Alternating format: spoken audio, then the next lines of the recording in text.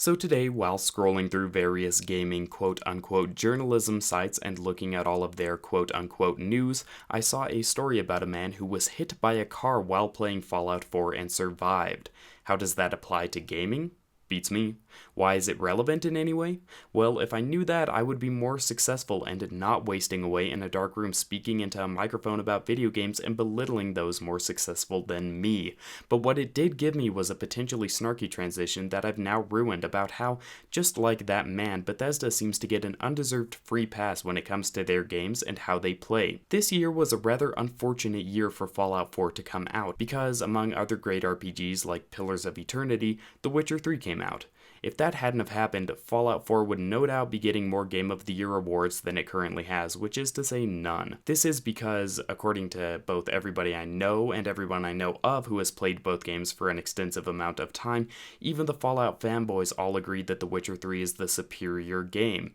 With a world brimming with life in every corner that felt alive, vibrant, and as real as it could possibly have felt, The Witcher 3 redefined and reset the standard for what an RPG should be. No less, it comes from a small team with a comparatively small budget that puts the AAA overpriced extravaganzas that have become so common to shame. Fallout 4, on the other hand, while barely being an RPG and more of an enjoy your limited choice system that allows for barely any role-playing but have fun spending an insane amount of time customizing how you kill things simulator, sticks to the same old Bethesda formula of having a world wider than a 1,000-pound man but unfortunately having the comparative depth of a sheet of paper, ultimately devolving into a world where nobody cares about what you do except for occasionally your companions. MMORPG-styled boredom extravaganzas of quests are the norm, and you can stumble over enemies if you accidentally happen to let out half of a belch because fuck atmosphere. Additionally, it also comes with all of the game-breaking bugs and glitches that you've come to expect from a Bethesda game on release. Yes, The Witcher 3 had bugs on launch. No, they were nowhere near as bad as Fallout 4's.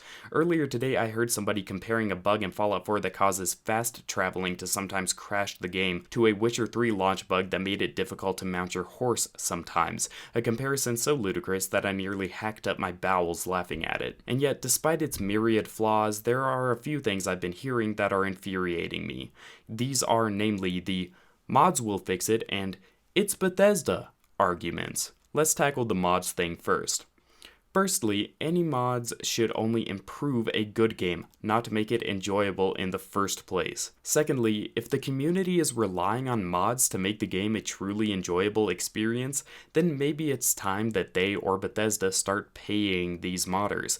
This was something that was fiddled with on Steam just this past year with Skyrim actually, and although that ended rather badly, it seems rather clear to me that if these modders are being so relied upon by the community to make a game more enjoyable, and if they put in the effort to make mods that fundamentally change the game, they should at least have the ability to ask for money for doing so. I don't care what you say about art, it is a profession and modding is an art form. Therefore, if people want to charge for their mods, let them. If it bothers you, just don't buy the fucking mod. It's not that hard, Sherlock. Anyways, moving on from that tangent that has undoubtedly left many furiously clicking the dislike button, and onto the more substantial, but it's Bethesda argument, it infuriates me that when other game developers reuse assets or are unoriginal, such as with Battlefield Hardline, they get absolutely lambasted for doing so. And yet when Bethesda refuses to move on from an engine they've been using for like 10 years that is clearly outdated and refuses to innovate on their games, they get an absolutely free pass because,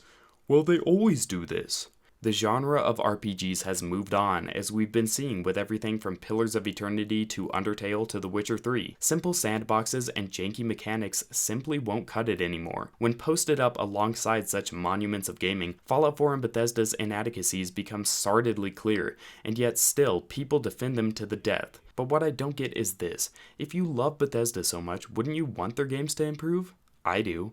I want Bethesda to hire writers that give as much of a shit as their world building team does.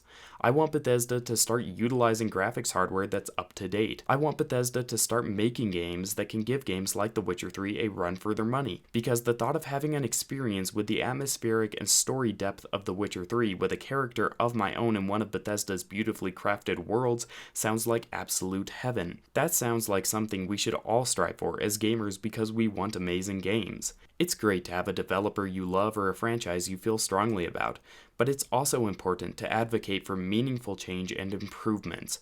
Otherwise, that thing that you love will slowly disintegrate because it won't evolve. And evolution seems like something that Bethesda desperately needs to take on with their games if they want to remain relevant in an industry that's redefining itself with every step that it takes. Living in a world of fantasy where everything is perfect is all well and good, but in that world nothing can improve. And that's sad, because what's better than having your expectations exceeded? Anyways, that's just what I've been thinking about.